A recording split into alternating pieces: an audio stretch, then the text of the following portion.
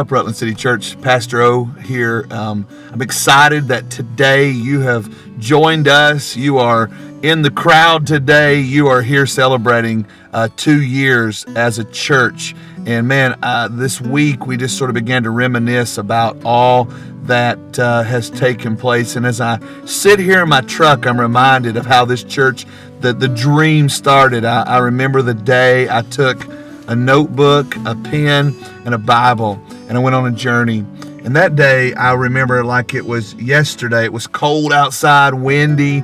I remember my plan was to fast and pray and just really to say, God, show me for sure that you want me and my family to just leave where we are and go and move to Vermont and plant a church. And I remember I went on the Parkway of North Carolina, the Smoky Mountains, man. Breathtaking views, amazing time alone with God. And I remember I took this notebook, and I took my Bible, and I started on that journey. And what happened that day, I'll never forget. Matter of fact, I won't forget because I wrote it all down. And as I was looking at this book this morning, sitting in my vehicle just like I was that day, I remember God had just told me to pull over this little overlook, and we were overlooking this. I was overlooking this big mountainous area there in the mountains of North Carolina, and I just felt like the Lord said, turn to Psalm 62, verses 1 and 2, and I remember the first scripture he gave me, because I was so afraid, was this psalmist said, I wait quietly before God, for my victory comes from him. He alone is my rock and my salvation, my fortress, where I will never be shaken. Man, I remember being so terrified, scared to death, like, God, I got to have a word from you. You got to show me what you want me to do. And then the first word the Lord gave me, this overpass, was, hey, I'm your rock and I'm your shield, and I'm going to protect you. And man, has that not been the case? He has proven himself. He's provided for us. It's been amazing. And then just a little bit farther in my day, I pulled over to another overpass, just praying, speaking to God, and he turned me to Psalm 60, 12, the first part of that verse, and here's what he said. And here's what it said. The psalmist said, with God's help, we'll do mighty things. And man, has that not been the case? What we've seen in 2 years has been unbelievable, not normal, supernatural. God has shown us mighty things, man. I remember all the stories of what people told me we weren't going to be able to do and what we couldn't accomplish, and God has shown us totally opposite of that. Like everything they said we couldn't do, we did. Everything they said couldn't happen, happened.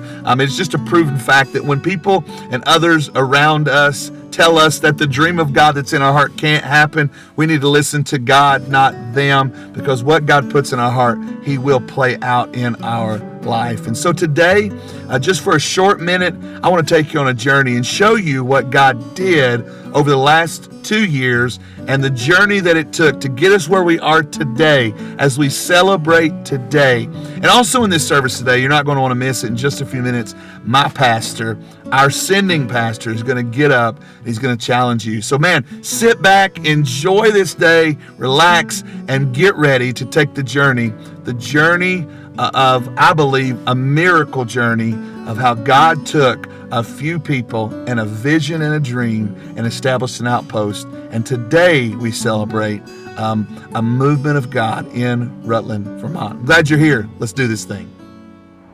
Man, so, on the first leg of our journey, I think it's important to say and to go ahead and let it out of the bag that we moved.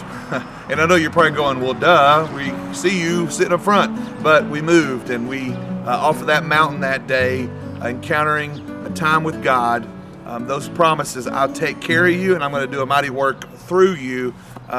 We set out on a voyage, and we thought at that time, coming off that mountain that day, when I got home that night, I can just tell you as clear as I'm standing here in West Rutland today, that my wife and I thought it was just going to be us. And before we knew it, over the next few weeks, God had laid on 3 other families' hearts that was what they were supposed to do as well. And so they as well moved with us, and we began to build the early days of what would become Rutland City Church. We started just down the road. I can't, of course, show you some person's home, but the home that we were renting at the time, we started with those 4 families together, including ours. We began to put together what would be Rutland City Church launch team, and we began to reach out into our community. Once we got here, all the families moved here. We all found our locations where we were going to live, and we began to meet on Sunday evenings in my home, and we would just learn. Same book, I can go to pages where we,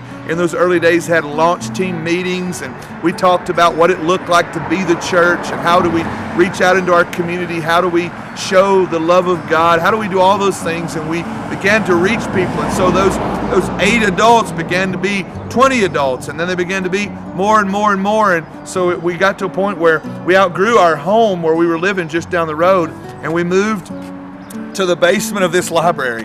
And there it was in that library that we began to grow the church, began to move and work as the church, and just began to see so many things take place in those early days. In the basement of this library, we began to have worship, we began to meet as a team, we began to do so much and so many things, and it was amazing to see what God was doing. That team began to grow, and those 8 people became, like I said, 20 and then 30, and we learned what it looked like, and in those early days, we began to move forward as a church. And man, I'll never forget the basement of this library. One specific weekend, we had a mission team from North Carolina. Our mother church, Pinnacle Church, came. And one of the sweetest worship experiences I think I've ever been a part of was in the basement of this library. And we worshiped the Lord. And some of you are in that room today. You remember that day when the Spirit of God blew in. I remember watching after that service, pockets of each groups of people got together and we prayed. And we were just praying, God, give us this city, give us this city, give us this city. And you know as well as I am today that God is answering that prayer. And it's just a clear picture of what we trust God for. He will show himself faithful and do mighty things. Like he said in this book on that mountain in North Carolina, like he did in this library on those days, those early days, with just a few people, God is doing and continually does.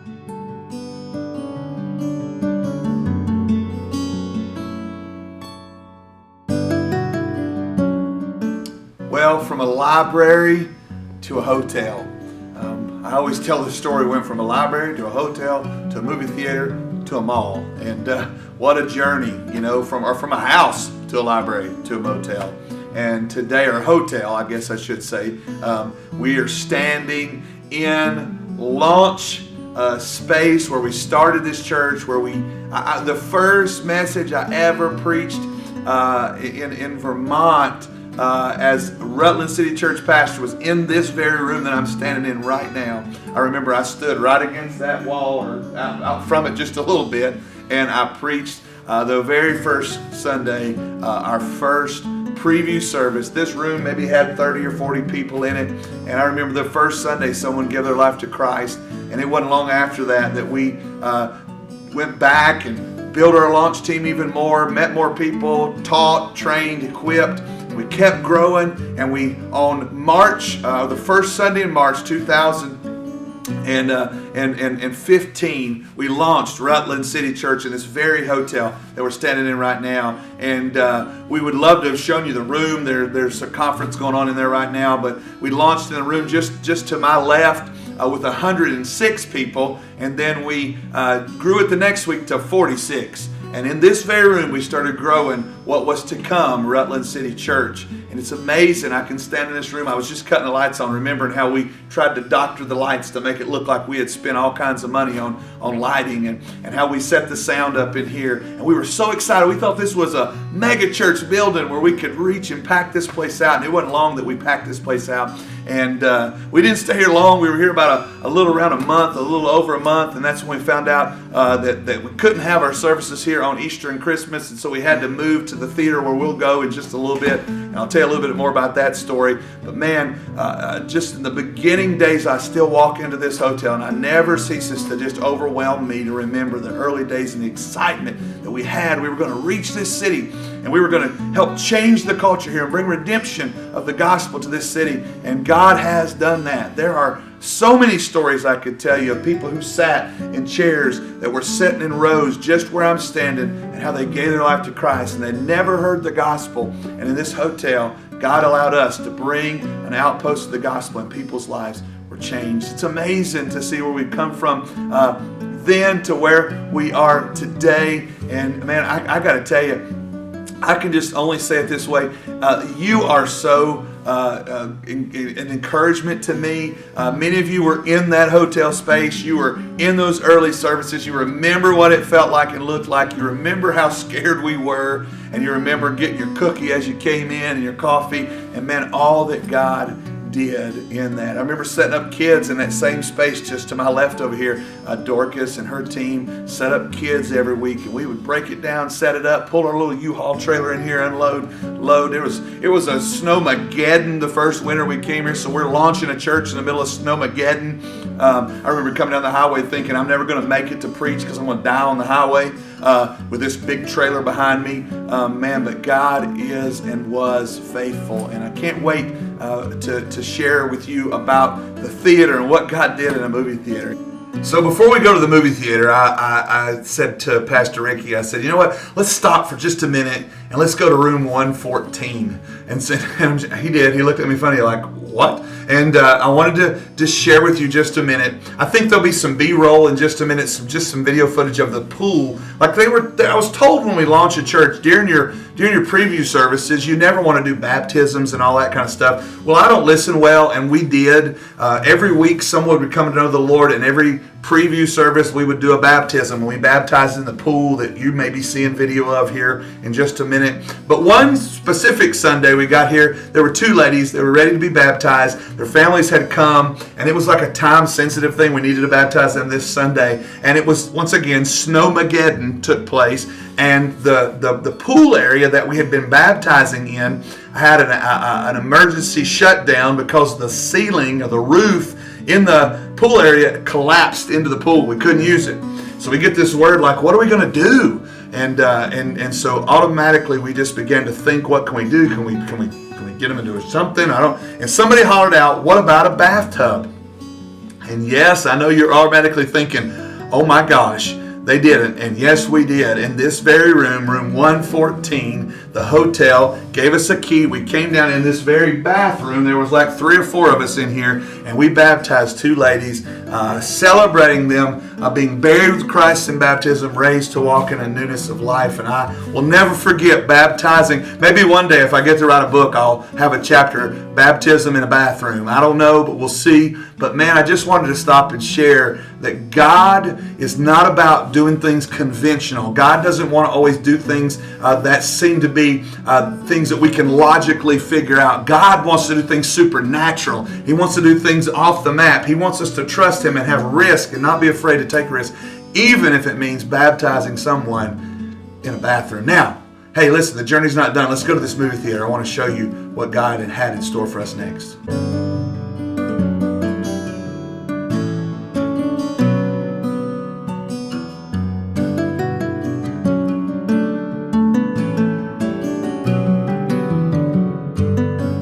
So as I told you earlier, we launched in the Holiday Inn. We were there just a minute ago, and I took you into that kind of where we did some preview services and where we launched the church. But it wasn't 4 weeks after we launched this church. We launched it, like I told you earlier, with 106 people, and man, we grew it the next week to 46 people. We went from the big room that I showed you at the Holiday Inn to the small room, and then it was just about 4 weeks later I got a phone call after we thought we were going to be at the Holiday Inn for a while. We're going to be the church at the hotel, and then we realized that God had other plans. And that's something I've learned along the way in this journey, that God's vision and his mission that He puts us on is predictable and unpredictable. And it wasn't 4 weeks after we got the call that we couldn't meet at the Holiday Inn. I get this, on Easter and Christmas. They have special breakfasts and other things. And can I just tell you something, church, you surely know this, that Easter and Christmas, they're pretty important to the church.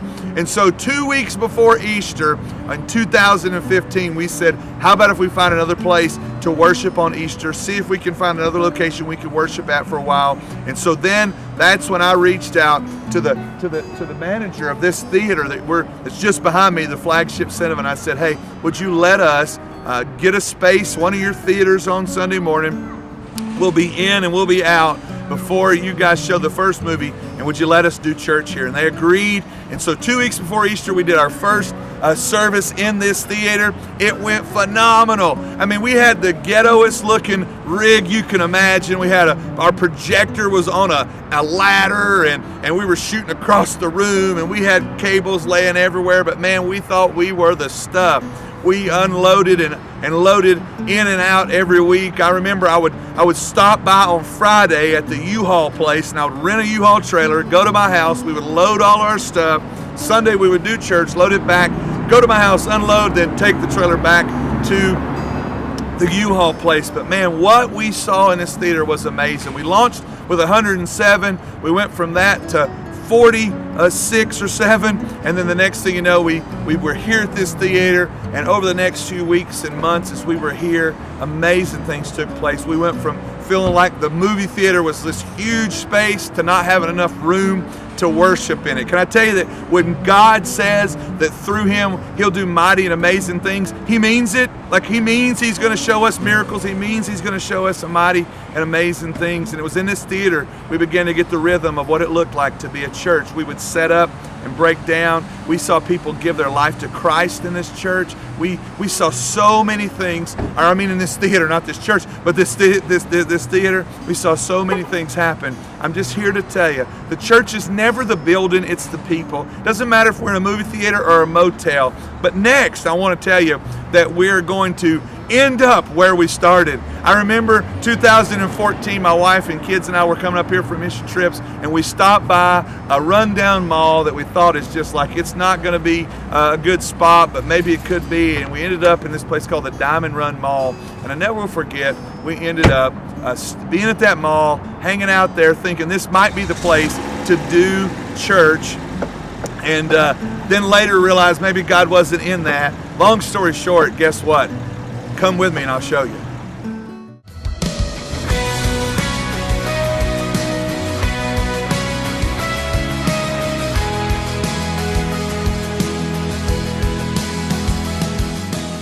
Wow, man, it's hard to believe that journey that started on a mountain in North Carolina, went to a house in West Rutland, Vermont, to a library, to a hotel, to a movie theater, and now to a mall. And here we are today in our space as you know it, as we come in every week and worship. Behind me, we see our vision. This has been the vision we've had from day one, that we want to make disciples and plant churches. So much has happened since that first day a couple of years ago.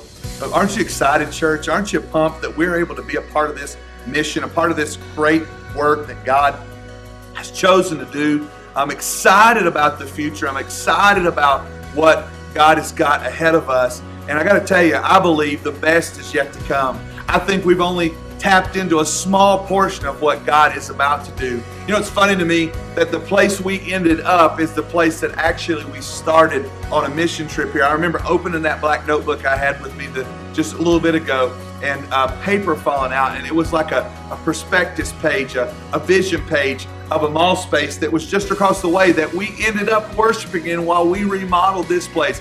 We were only 6 months into our church plant when God brought us to this mall and we remodeled this space. Like this place did not look like it does now. None of these lights worked. There was nasty carpet. It was just awful. And we always said in the beginning, God brought life back into place that celebrated death. It was an antique store that was celebrating things that are old.